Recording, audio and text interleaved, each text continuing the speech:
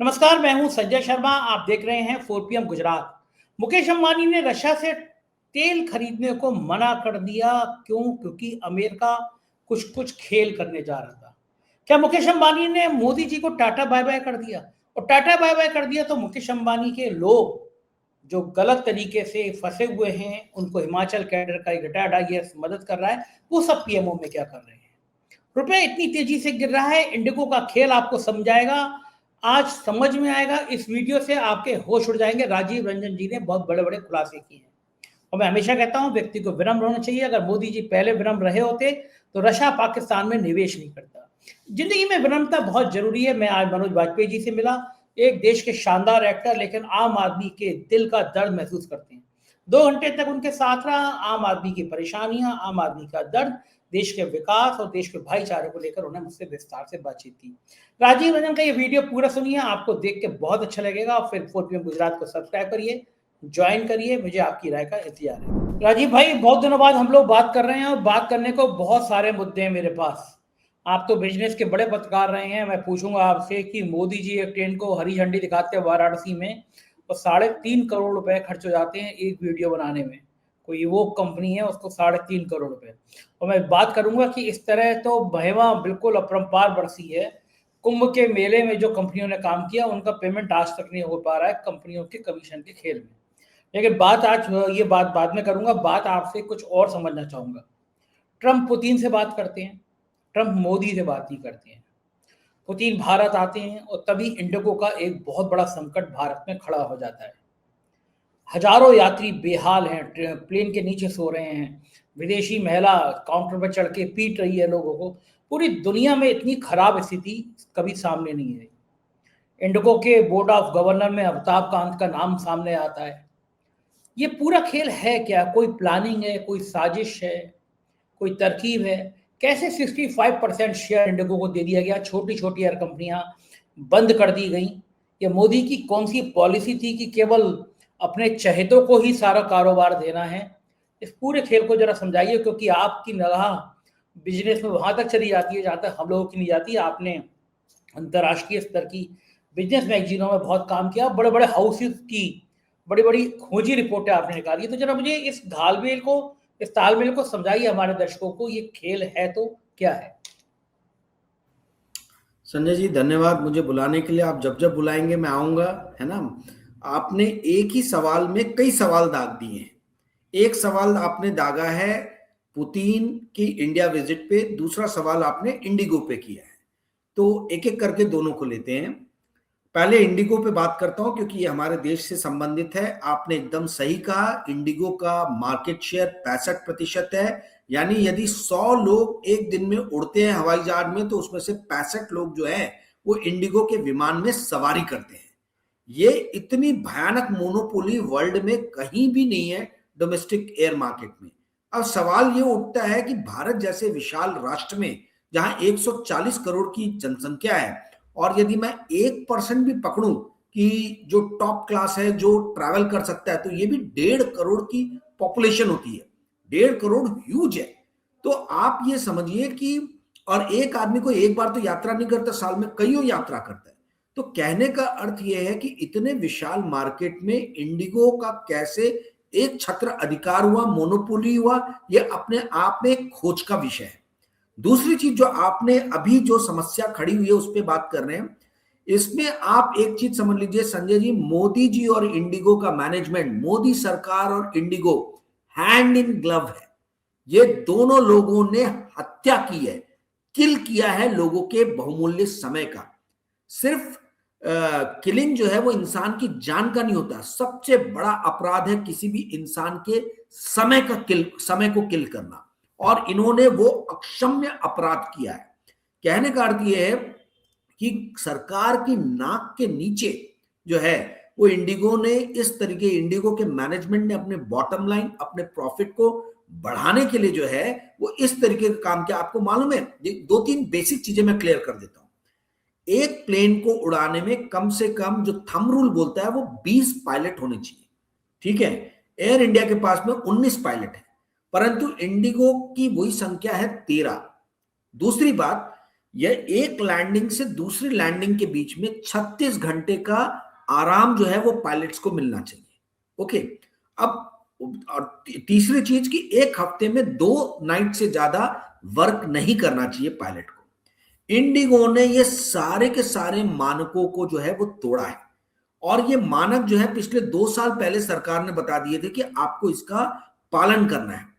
2 साल में आप बताइए, इंडिया की सबसे बड़ी एविएशन कंपनी जिसका 65% जो है वो होल्ड है इंडिया के मार्केट पे, वो सिर्फ और सिर्फ ग्रीड, लालच, अपना बॉटम लाइन, अपना प्रॉफिट बढ़ाने के लिए उसने टाइम पे पायलटों की भर्ती नहीं की, और जो ऑलरेडी पायलट है उन पे काम का दबाव इतना बढ़ा दिया कि वो पायलटों ने हाथ जोड़ लिया, सब फटीग फैक्टर का एप्लीकेशन देके घर पे बैठ गए कि भाई हम ये काम नहीं कर सकते, क्योंकि वो प्लेन उड़ाएंगे, 1 सेकंड की भी चूक हुई तो अकेले उनकी जान को खतरा नहीं है, 300 और पैसेंजर, 300 और लोगों की जान को खतरा है।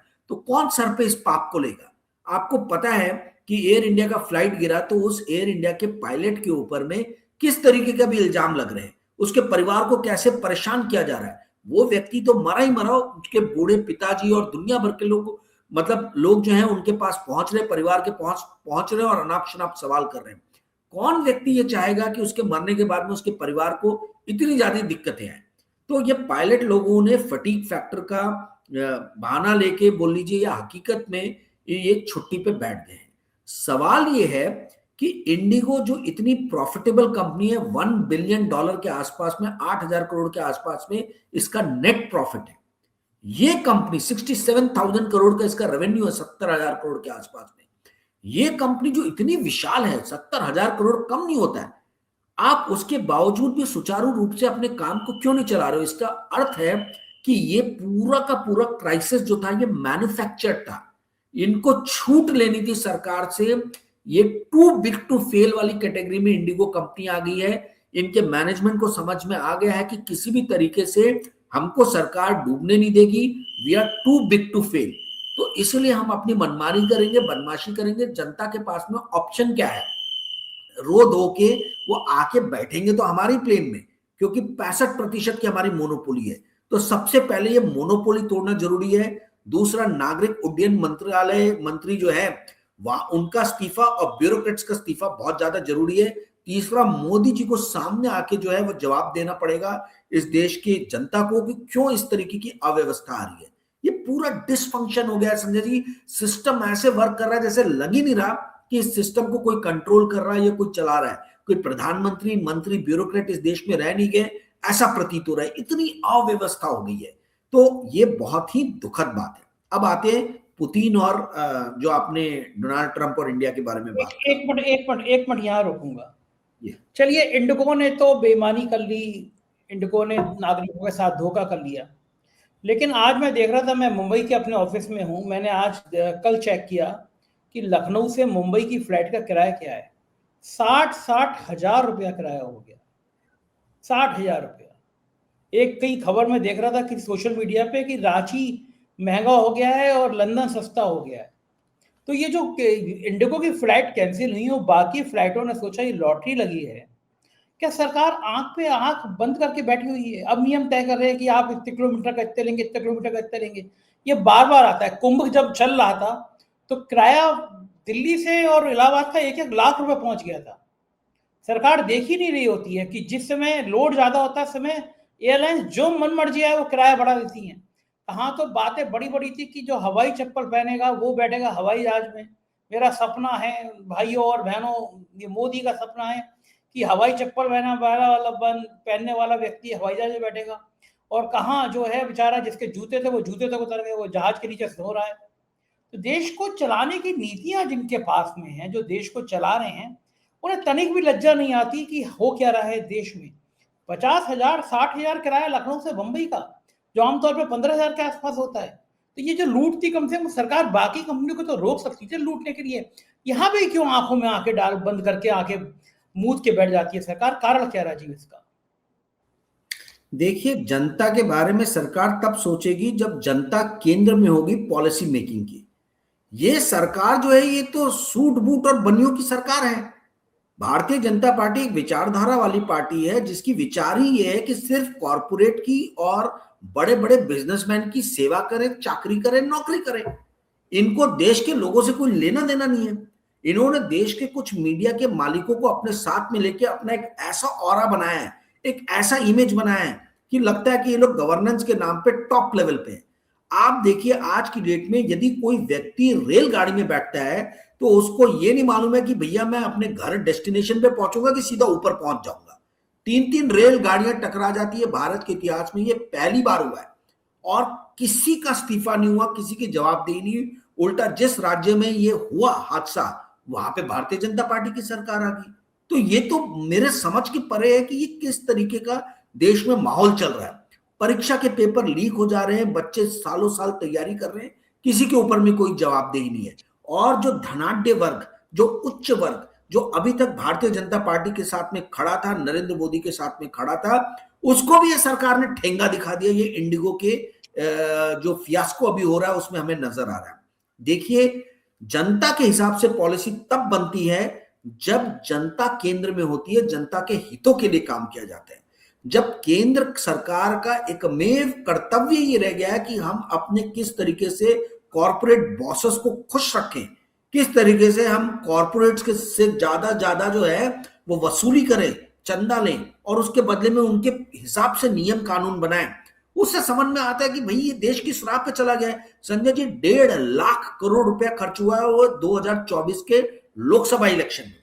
1.5 लाख करोड़ कहां से आए? ये कॉर्पोरेट लोगों ने ही तो पैसे दिए सभी पार्टियों को। मेरा ये सवाल है कि सिर्फ भारतीय जनता पार्टी या मोदी सरकार से ही सवाल नहीं पूछना चाहिए, अपोजिशन पार्टी के लीडर जो है वो भी क्यों खामोश बैठे हुए हैं? ये 1.5 लाख करोड़ कॉर्पोरेट्स इनको इलेक्शन लड़ने के लिए देते हैं और उसके बाद में ये आके संसद चलने नहीं देते हैं भारतीय जनता पार्टी के लीडर्स या कभी कभी अपोजिशन पार्टी के लीडर्स। नियम कानून पे कोई बात नहीं होती, बहस ढंग से नहीं होती है। ये देश कैसे चल रहा है? ये जितने भी मेंबर ऑफ पार्लियामेंट से 1.5 लाख करोड़ रुपए कॉर्पोरेट से जो मिल रहा है उससे ये एक छद्म प्रजातंत्र जो है उसकी रचना की एक नकली बहस जो है वो टीवी में हमको और संसद में हमको देखने को मिलती है। आम जनता से जुड़े हुए समस्याओं पे कोई सवाल नहीं पूछता है। और सबसे बड़ी दुख की बात है कि इतने सारे टेलीविजन चैनल्स और न्यूज़पेपर हैं, एक भी मीडिया में पॉलिसी रिपोर्टर नहीं है। पॉलिसी डेस्क जो है, मैंने तो इतने सारे मीडिया में काम किया है, न्यूज़पेपर्स में, मैगजीन्स में, कहीं पे भी डेडिकेटेड पॉलिसी डेस्क नहीं है कि संसद में जो कानून पास हो रहे हैं उनको जो है उसके ऊपर में अध्ययन करके टीका टिप्पणी की जाए कि कितना ये जनता के हित में और कितना ये कॉर्पोरेट के हित में। पूरे भारत में नियम जो है वो कॉर्पोरेट्स को खुश करने के लिए बन रहे हैं। मोनोपोली हर सेक्टर में बन रही है। इंडिगो की मोनोपोली अभी सबको नजर आ रही है, परंतु यदि आप हर सेक्टर को देखेंगे तो आपको उसमें एक या दो ही प्लेयर नजर आएगा। टेलीकॉम देखेंगे तो वही मुकेश अंबानी, वही भारती मित्तल। पोर्ट देखेंगे तो वही अदानी, वही आपके थोड़ा बहुत जो है वो टाटा या एलएनटी के पास में, छोटे छोटे एलएनटी तो बाहर ही निकल गया। आप पेट्रोलियम देखेंगे तो वही मुकेश अंबानी है, बाकी सरकारी कंपनी, किसी का कोई महत्व ही नहीं है। आप कोई से भी सेक्टर को उठा के देख लीजिए, वहां इंडिया में आपको एक या दो ही प्लेयर नजर आएंगे। तो कैसा देश बना रहे हैं हम? किसके लिए देश बना रहे हैं? क्या चंद पूंजीपति, 50-60 पूंजीपति जो है वो इस देश को चलाएंगे? 140 करोड़ की जनता जो है वो मूक बधिर होके इनके हिसाब से बनाए गए हुए, इनके पक्ष में बनाए गए हुए नियम कानून और पॉलिसी का अनुपालन करेगी? ये अपने आप में बहुत सारे सवाल जो है ये इंडिगो का क्राइसिस खड़ा करता है। और आपने एकदम सही कहा, सरकार क्यों गूंगी, बहरी और अंधी हो रखी है? गूंगी, बहरी और अंधी सरकार इसलिए हो रखी है क्योंकि इनका मेन पर्पस ये है कि हमको कॉर्पोरेट के हिसाब से जो है इस देश को चलाना है, ना कि देश के हिसाब से कॉर्पोरेट को चलाना है। पूरा का पूरा कॉर्पोरेट केंद्रित पॉलिसीज बन रही है और यही इसके जड़ में है भारत की सारी समस्याओं की। जी संदीप। तो ठीक कह रहे हैं राजीव भाई। अब विषय पे आते हैं, मूल विषय पे, कि पुतिन का दौरा। मैं समझ नहीं पा रहा, ट्रंप आराम से पुतिन से बात करने लगे जो कि उनके दुश्मन थे, लेकिन ट्रंप मोदी से बात नहीं करेंगे। पुतिन से तेल खरीदना कम किया अमेरिका के दबाव में, तब भी पुतिन भारत आए और इसी समय इंडिगो की हड़ताल। क्या मतलब है पुतिन के भारत आने का, और क्या वास्तव में भारत को इसके बहुत दीर्घकालिक फायदे मिलने वाले हैं? और सर मैं एक चीज और पूछूंगा, रशिया भारत का पुराना दोस्त रहा है, इसमें कोई दो राय नहीं। राहुल गांधी ने पहले भी कहा था कि भाई हमें रूस से अपने संबंध ठीक रखने चाहिए, रशिया हमारा दोस्त है। लेकिन जब जेलेंस्की से अपने भाई साहब विश्व गुरु जी गले मिल रहे थे, तब उनको याद नहीं था कि रशिया नाराज हो जाएगा। फिर बाद में हमने तस्वीर भी देखी कि उनके दाहिने हाथ कैसे कुर्सी के सामने हाथ बांध के खड़े रहे बैठने की जगह। तो जब जेलेंस्की से मिल रहे थे तो पता नहीं था कि हमारा पुराना दोस्त नाराज हो जाएगा। और इस बीच में क्या मोदी जी ने पूछा होगा कि पाकिस्तान से कथित युद्ध हो रहा था, झड़प ही है क्योंकि सरकार ने उसको युद्ध नहीं माना, तो उस झड़प के बीच में पूछा कि रशिया ने पाकिस्तान के अंदर जाकर निवेश क्यों किया? ऐसे सवाल आए होंगे बीच में क्या? सिर्फ रशिया ने ही नहीं बल्कि अमेरिका ने भी भारी निवेश हाल फिलहाल के दिनों में पाकिस्तान में किया है।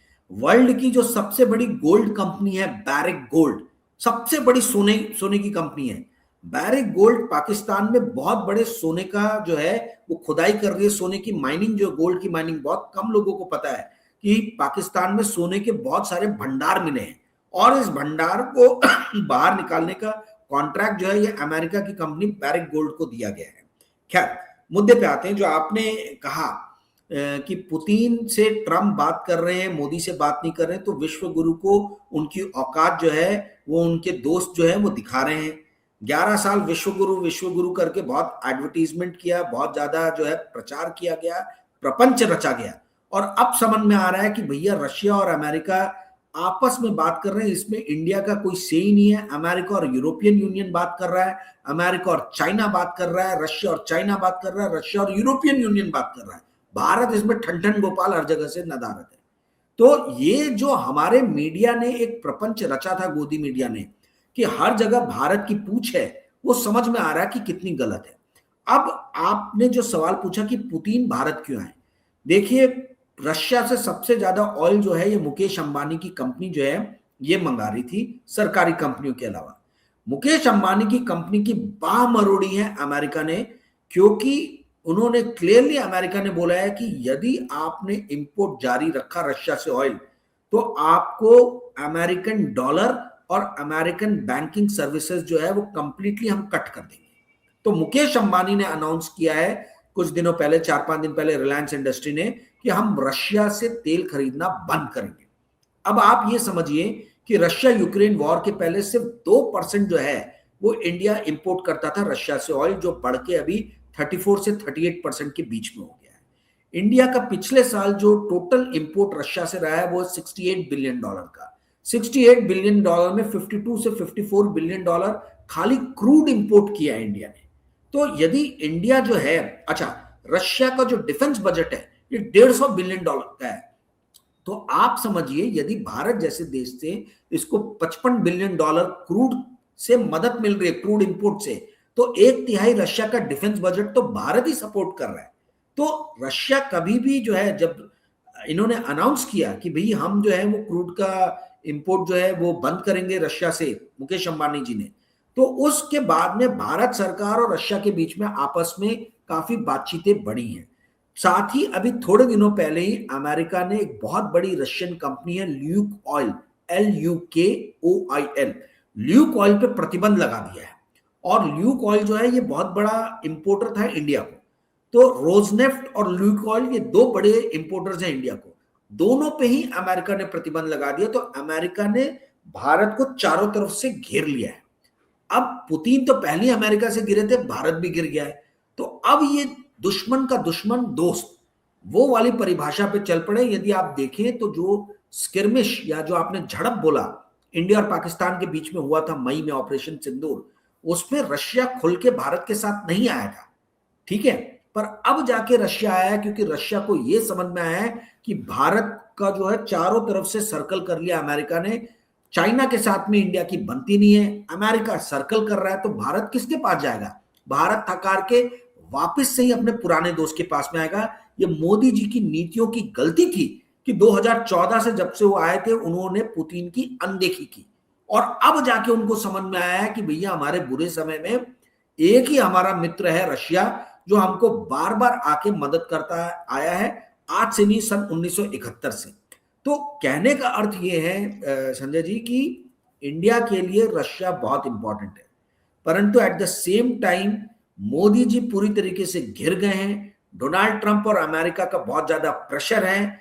मुकेश अंबानी जो प्रो अमेरिका है उन्होंने भी ठेंगा दिखा दिया सरकार को, बोल दिया कि भैया मेरे लिए जो है डॉलर का जो ये है एक्सपोजर वो बहुत इंपॉर्टेंट है, क्योंकि मुकेश अंबानी एक्सपोर्ट करते हैं रिफाइंड प्रोडक्ट्स को, सिंगापुर में जाता है, कैरिबिया में जाता है, अफ्रीका में जाता है, सारा पैसा अमेरिकन बैंक से ही आता है, डॉलर्स में आता है।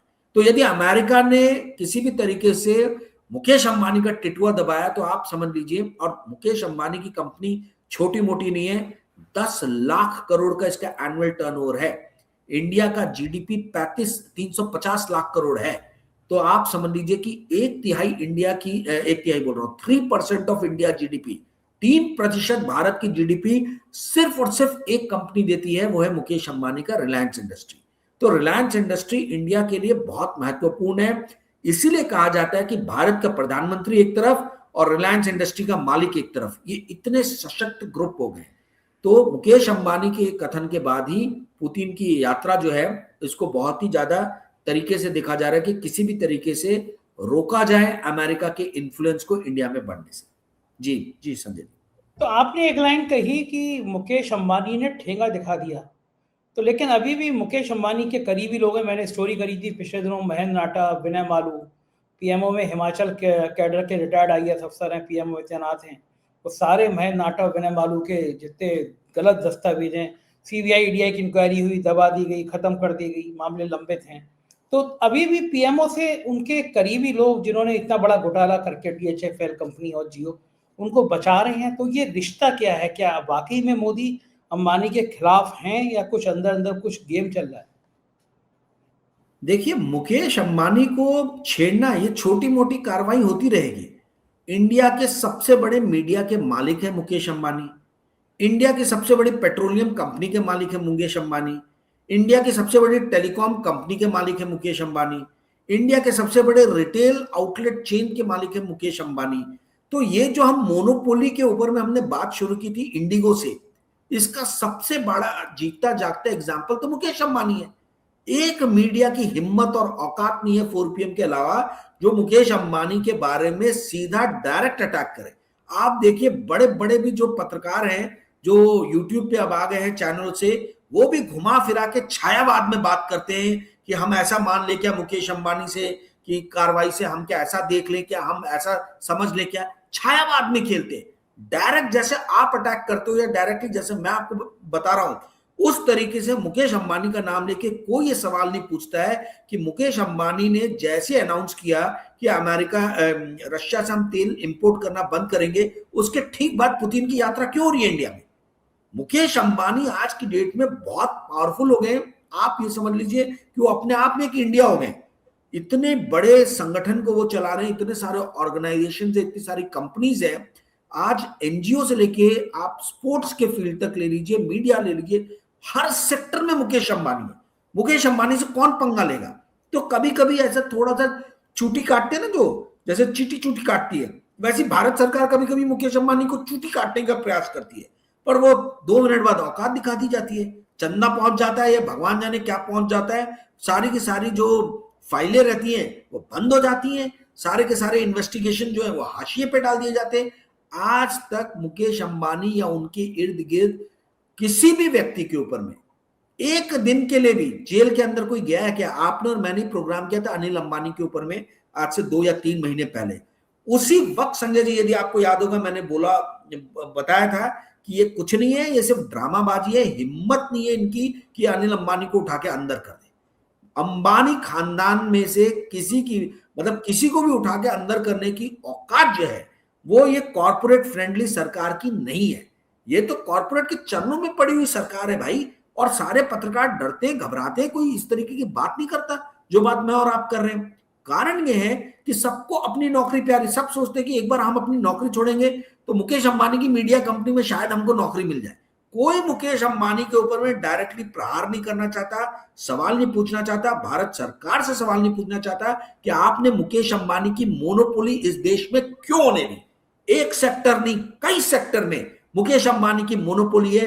टेलीकॉम जैसा सेक्टर जो कि इतना सेंसिटिव सेक्टर है, उसमें क्यों मुकेश अंबानी की आपने मोनोपोली होने दी। बीएसएनएल के लाइंस, बीएसएनएल के इंफ्रास्ट्रक्चर को जो है वो क्यों यूज कर रहा है मुकेश अंबानी की कंपनी, जब इतने लाखों करोड़ों के वो मालिक है, क्यों नहीं अपना इंफ्रास्ट्रक्चर एस्टैब्लिश कर सकते हैं?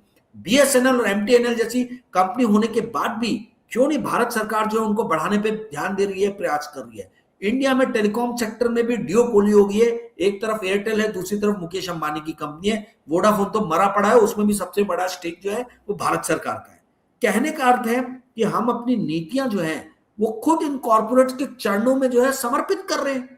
रिटेल चेन सबसे बड़ा मुकेश अंबानी का, टेलीकॉम सबसे बड़ा मुकेश अंबानी का भारत में, मीडिया कंपनी सबसे बड़ी मुकेश अंबानी की है, स्पोर्ट्स कंपनी सबसे बड़ी मुकेश अंबानी की है, फुटबॉल तो पूरा का पूरा संचालन ही नीता अंबानी कर रही है, ओलंपिक में नीता अंबानी जो है वो पहुंची हुई है।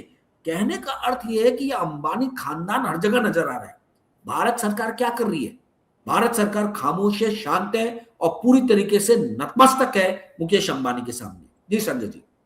अच्छा, इन सबके बीच में जो रुपया रिकॉर्ड स्तर तक गिर गया, 90 बार, कोई सोच नहीं सकता था।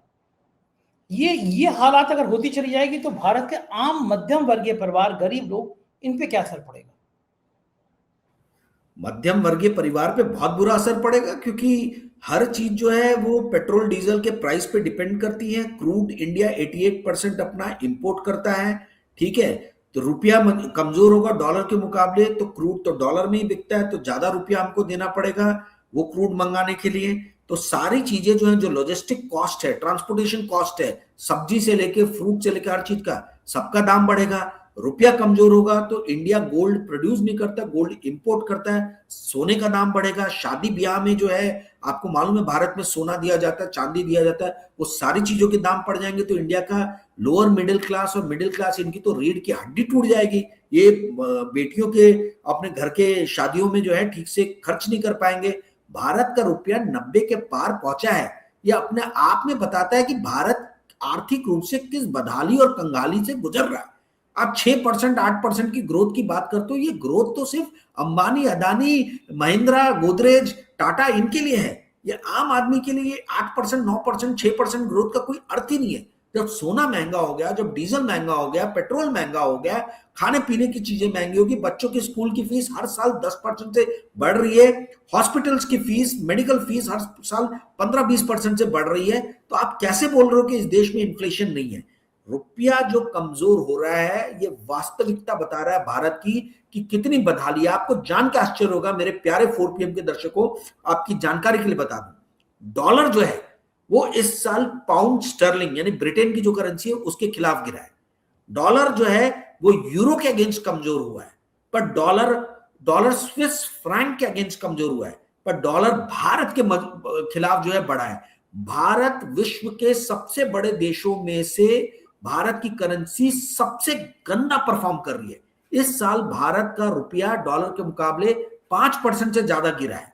विश्व में कोई दूसरे बड़े राष्ट्र की करेंसी जो है वो डॉलर के मुकाबले इतनी ज्यादा नहीं गिरी है। इंडिया का रुपया क्यों गिर रहा है? ये कितने मीडिया चैनलों में इस चीज पे प्रश्न चिन्ह सवाल किए जा रहे हैं। आप लोगों को जान के आश्चर्य होगा, मीडिया में कहीं भी ये सवाल नहीं उठा था। शक्तिकांता दास ने 2024 अक्टूबर से लेकर जनवरी 2025 के बीच में 80 बिलियन डॉलर का डॉलर सेल किया था, यानी फॉरवर्ड मार्केट में, नॉन डिलीवरेबल मार्केट जो सिंगापुर में रहता है, 80 बिलियन डॉलर जो है वो शॉर्ट किया था, यानी बेचा था, ताकि रुपया जो है वो 85 के पार ना पहुंचे। वो 80 बिलियन डॉलर का जो गड्ढा है, वो गड्ढा आज भी खड़ा है। 65 बिलियन डॉलर आज भी इंडियन रुपी शॉर्ट में है। ये कहीं मीडिया में आपको डाटा फिगर इसके ऊपर में चर्चा सुनने में आई है, बहुत टेक्निकल चीज है, इसलिए मैं ज्यादा बताने नहीं चाहता ताकि दर्शकों को ठीक से शायद समझ में नहीं आएगा। परंतु आप मेरे channel current unplug by Rajiv पे जाके देख सकते हैं, 25 मिनट का मैंने इसमें वीडियो बनाया। इंडिया की करेंसी वीक हो रही है और भारत के मीडिया में कहीं इस बात का चर्चा नहीं है। इंडिया की करेंसी रुपया छोटे से छोटे, गरीब से गरीब हर लोगों को जो है अंदर तक जो है वो स्पर्श करती है, झकझोरती है। ये सिर्फ इंपोर्टर की है, सरकार की नहीं, हम सबकी जिंदगी में जो है हमारी करेंसी चाहिए कि वो एक स्टेबिलिटी दे। इंडिया की रुपये 5% डाउन हुई है Sanjay ji, this is huge. I mean बहुत बड़ा भारत जो है वो आर्थिक रूप से बहुत ज्यादा समस्या में फंस रहा है, मैं आज बता रहा हूँ जी। बिल्कुल ठीक कह रहे हैं राजीव भाई, बहुत शुक्रिया, आज विस्तार से इतनी सारी बातें बताई आपने हमारे दर्शकों को। Thank you. तो ये तो राजीव रंजन जी, कैसी लगी बातचीत बताइएगा जरूर। शुक्रिया, थैंक यू।